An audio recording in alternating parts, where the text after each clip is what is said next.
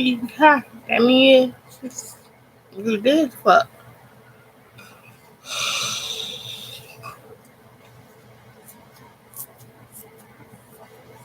I looked at like that. We talked to motherfucker. You see what I told everybody to my real dad? Like, sent somewhere trying to hate.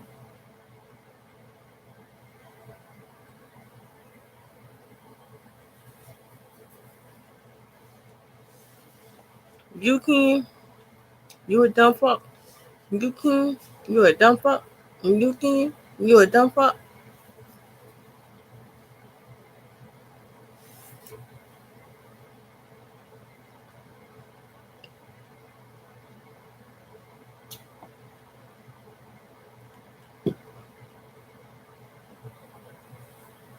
That ain't even Tyrant, that's a robot. You're damn stupid.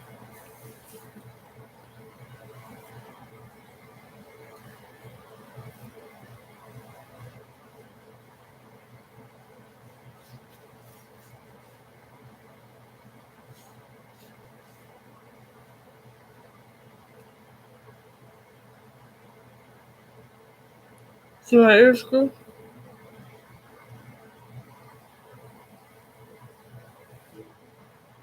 You dumb motherfucker.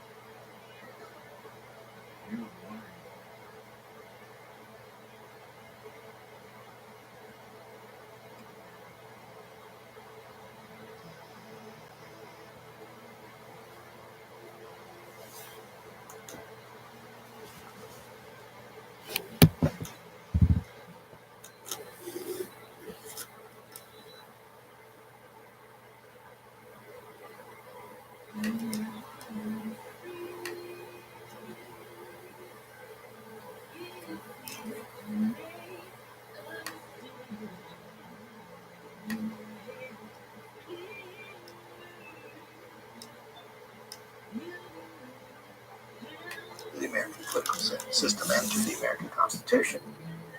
But now, once you have limited government and you can therefore have representation, then once you have representation, something else becomes possible that you wouldn't have possible without it. And that is you can have separation of powers. And that's a beautiful idea. It is grandly stated in the Declaration of Independence. In several particular cases it's stated, but also in one grand case. They say that the king is messing with the judges, that he makes the judges dependent upon his will alone. And the king and his governors in the New World are the executive branch, and he says that they interfere with the legislatures. And so he's taking all of the powers of government into his hands alone. Now, before I tell you what else the Declaration says about that, let me tell you why that, to have separation of powers, you have to have representation. If you imagine, forget these words on here for a minute, imagine this is all of America, right? And imagine that this is its government. The government actually for most of our history has been about as big as this compared to this whole page, right? And then sovereignty, legitimate authority over the government, is located out here among us. And nobody serves in here with any authority except what comes from out here, right? Well, then once you've got all this authority out here in the people, and by the way, another interesting feature of the Constitution is the people out here, not up here, people out here control all of the authority, but they can't actually do anything except vote. That's an interesting thing because we too are human and we exercise a lot of power under the American Constitution. We exercise the ultimate power under the American Constitution, but we too are restrained in how we can use it because we really only do it by picking the people who are in here, in this part, you see. But once we're doing that, by the way, since we control the sovereignty, we can give some of our power to this little corner and some to this corner over here and some to this corner over here. We can give some power to an executive. We can give some power to a legislature. We can give some power to a judge. And we can give some power to the states, not the federal government at all. So with representation, it becomes possible for us to delegate our power to different people, and that sets one off against the other in ways that limits and also tends to make, first of all, it's really good idea.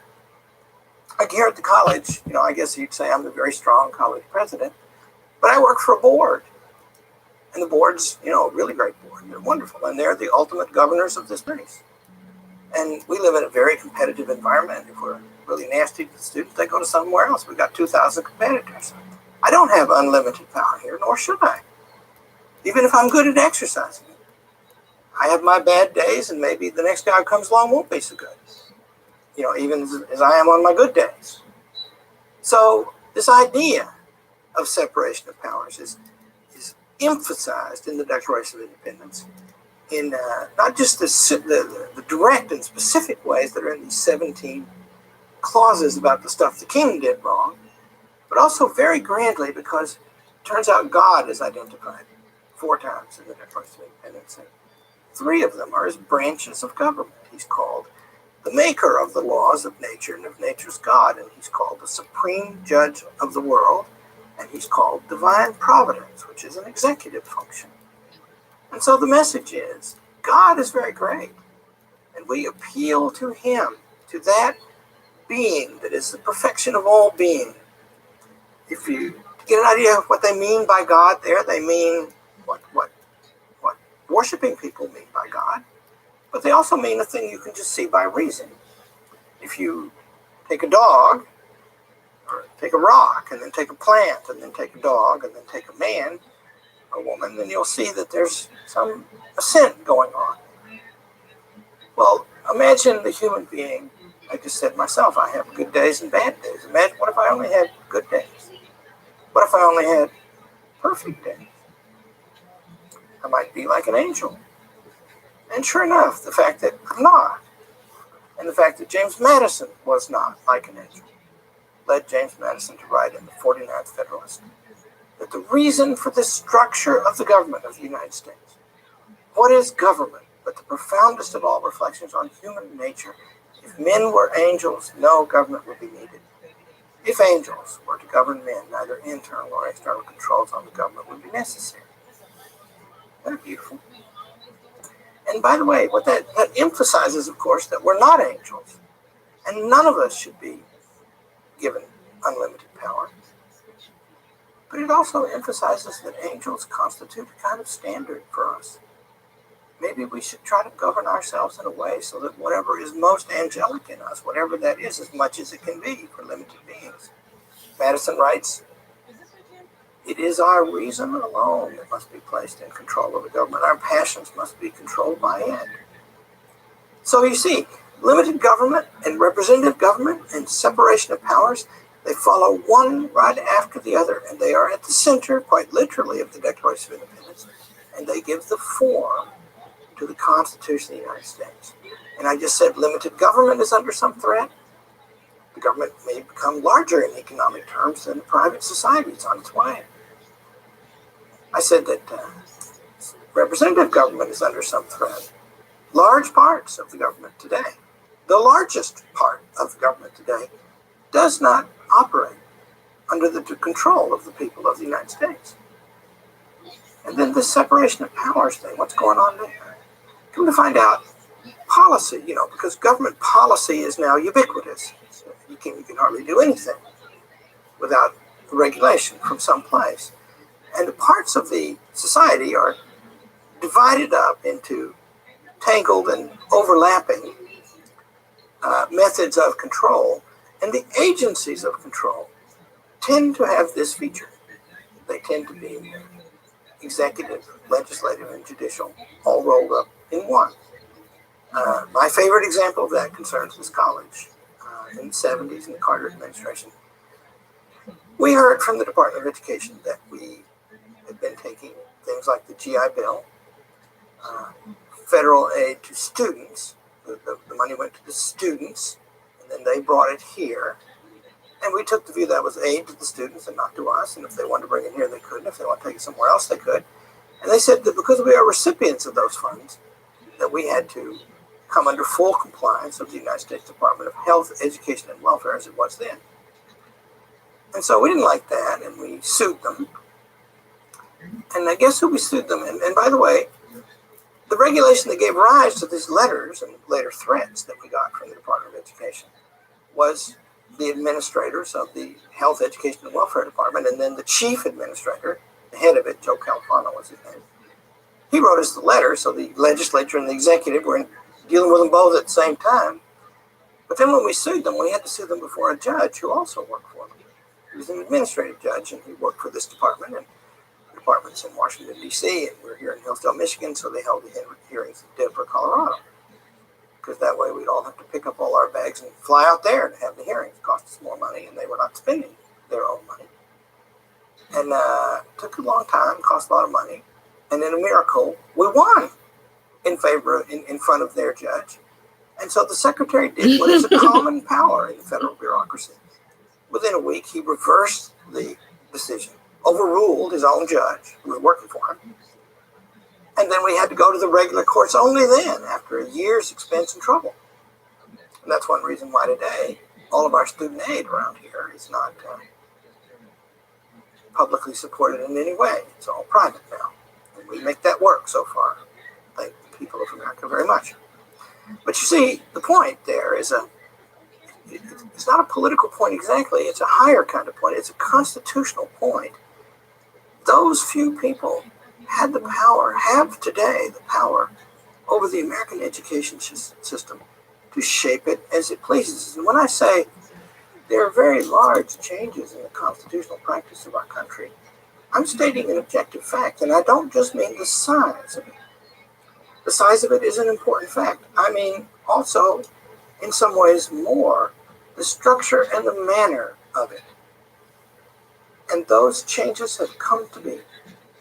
And I wouldn't have you think, I think we can prove in this course that it's not true, that this happened by some accident or another.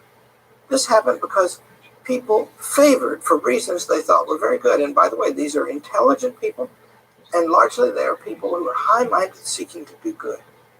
And they came to believe that this way of doing it would be much better than the founding way.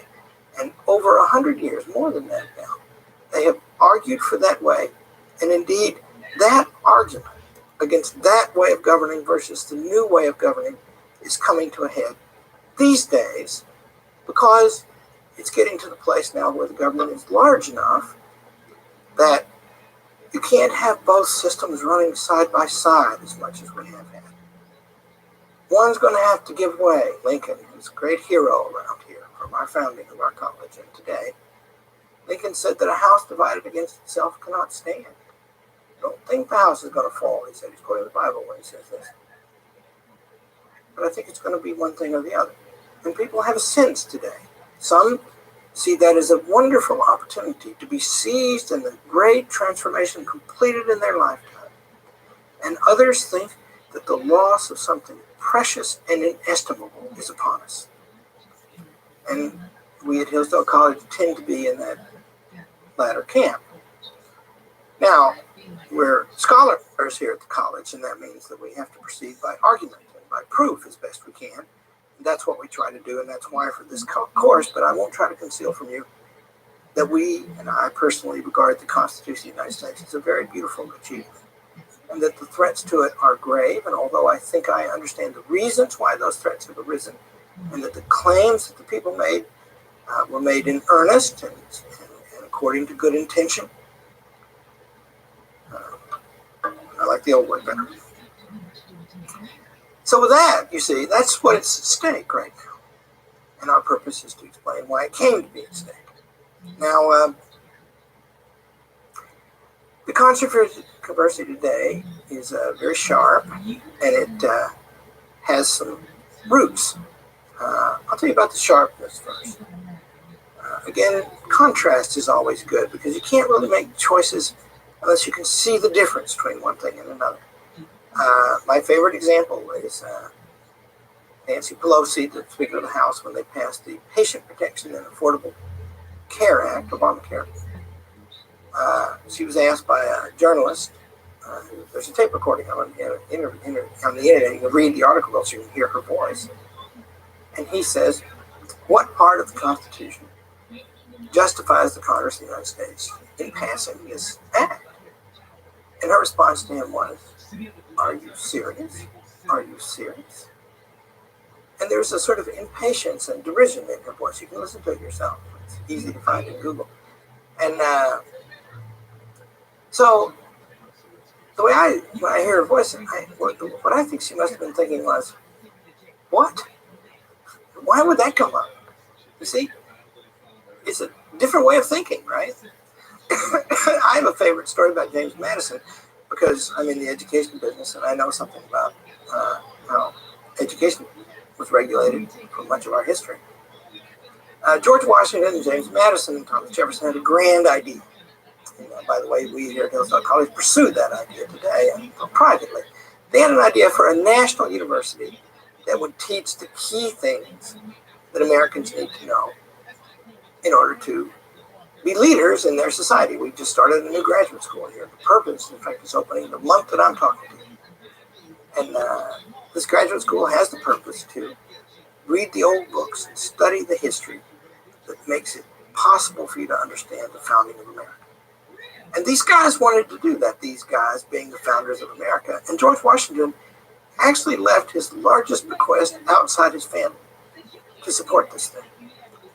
And they never did get it built.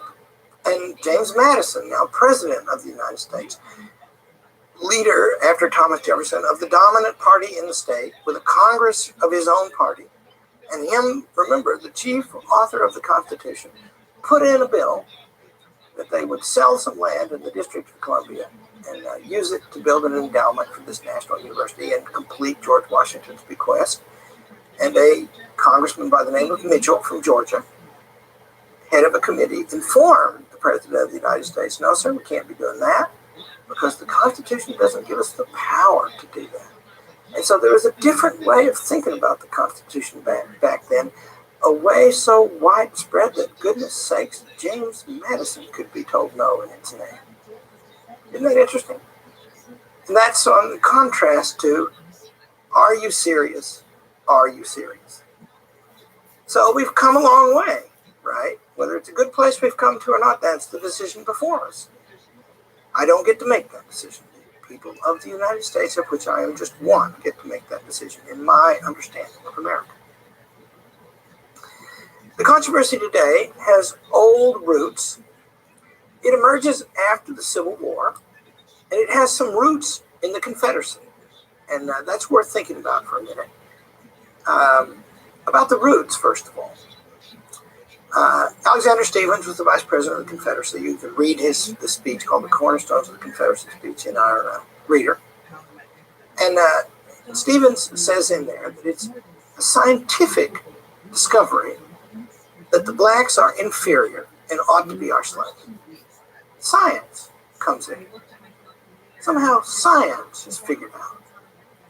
And John Calhoun, earlier figure and a key figure in the formation of the Confederacy, he writes that it's an abomination for black and white to live together as equals He said that in a famous speech on the Senate, on the floor of the Senate of the United States, which is also in our reader. And he says that there are various reasons why it's an abomination, but it has to do with the development.